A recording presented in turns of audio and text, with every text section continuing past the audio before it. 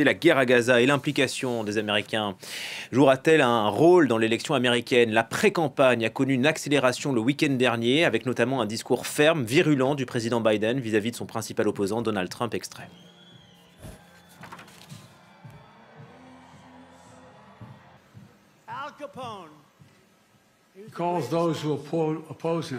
Il traite ceux qui s'opposent à lui de vermine. Il parle du sang de l'Amérique qui serait empoisonné.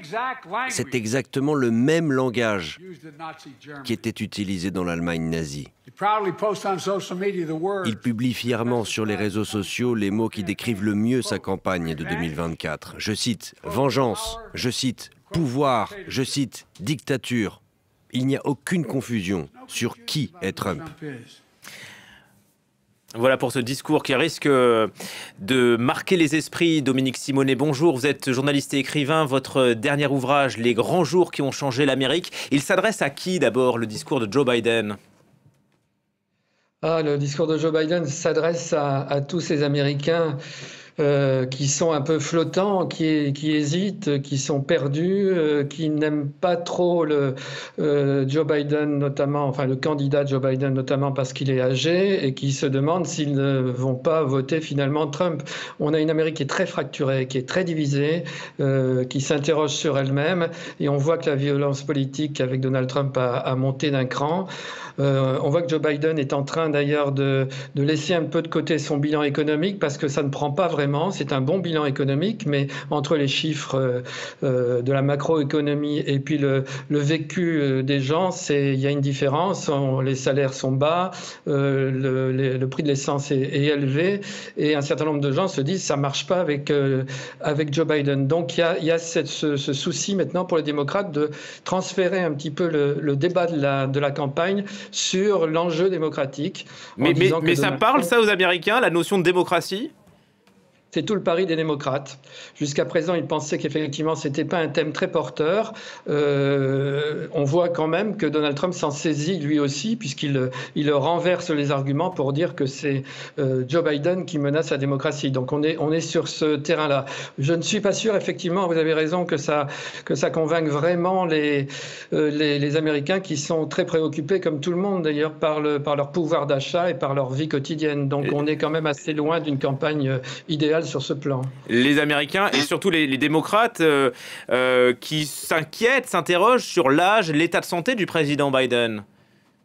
Oui, on a deux présidents âgés. Donald Trump n'est pas si jeune que ça non plus, mais c'est vrai qu'on voit que Joe Biden est fatigué et un certain nombre de doutes sur sa capacité à assumer encore un nouveau mandat plein, mais il n'y a personne d'autre. Et les démocrates ont fait ce pari risqué de dire que le président est le meilleur placé, c'est toujours le cas dans des élections, le meilleur placé pour être le candidat et pour briguer un second mandat. Il n'y a pas d'autres candidat démocrate, et peut-être que le parti démocrate a fait l'erreur justement de ne pas préparer un candidat qui pourrait se substituer au président. Et Joe Biden est convaincu qu'il est le meilleur à battre pour battre Donald Trump. Donc on en est dans cette situation-là. Ce sont des candidats par défaut, parce que de l'autre côté, au Parti républicain, il y a un certain nombre de gens qui ne sont pas très contents non plus d'avoir un leader populiste qui s'éloigne beaucoup des valeurs traditionnelles républicaines, mais qui tient le parti en otage d'une certaine manière. Plusieurs rendez-vous à venir. Le début des primaires républicaines la semaine prochaine, mais surtout peut-être la décision de la Cour suprême de Washington qui a été saisie par Donald Trump. Le 8 février, elle va devoir dire si l'ex-président est éligible ou pas aux primaires du Colorado. Rappelons peut-être que 3 juges ont été nommés par Donald Trump, 3 jours de la Cour suprême. Est-ce qu'ils seront tentés de rendre une décision politique et non pas judiciaire ? 9 juges, dont 6 juges conservateurs, et parmi eux, vous venez de le dire, 3 juges nommés par Donald Trump. C'est aussi toute la question. Est-ce que les juges vont se tenir à la hauteur de leur fonction et de leur décision, qui est pour le coup très très importante, parce qu'ils peuvent décider de ne pas présenter, que le candidat, le favori, à la fois dans les primaires républicaines et aussi dans les sondages pour l'élection de novembre, ils peuvent décider que ce candidat-là ne serait pas éligible. Donc c'est une décision politique extrêmement grave.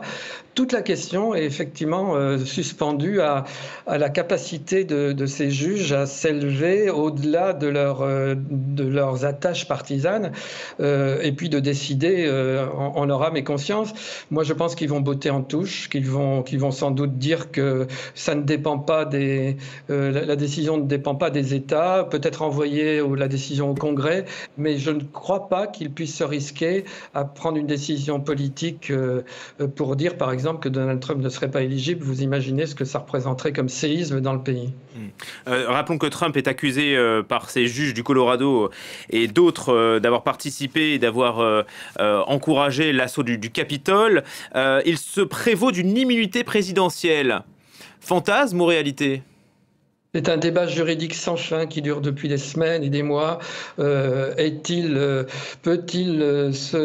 en tant qu'accusé, mais qui n'est pas condamné d'insurrection, par exemple, peut-il être éligible? C'est l'objet d'un article de la Constitution 14.3 qui est en débat.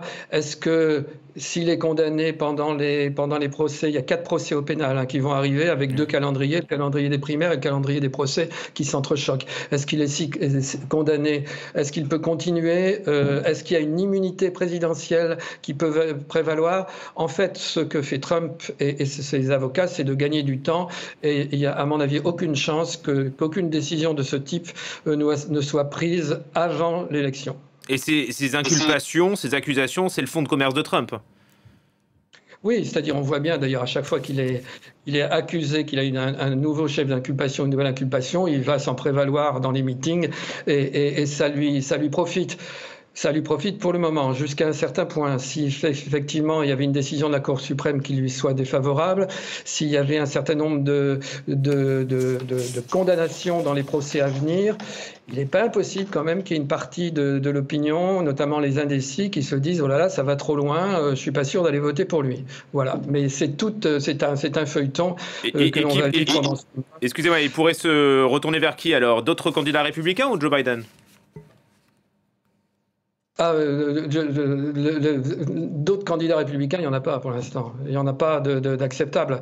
Donc la seule chose, c'est que les indécis peuvent soit ne pas aller voter, ce qui n'est pas impossible, une partie de la jeunesse d'ailleurs le fera, soit effectivement peut-être voter pour Joe Biden. Mais Joe Biden est handicapé par plein d'autres choses, notamment par sa jeunesse qui s'en détache, handicapé par toute une partie de ce wokisme qui, d'une certaine manière, décrédibilise les démocrates, donc c'est pas gagné pour lui non plus. Handicapé par la guerre à Gaza aussi? Absolument, il y a une partie des associations musulmanes ont demandé à leurs adhérents de ne pas voter Joe Biden et même de voter contre. Merci beaucoup Dominique Simonet d'avoir été avec nous sur France 24. Votre dernier ouvrage, Les grands jours qui ont changé l'Amérique.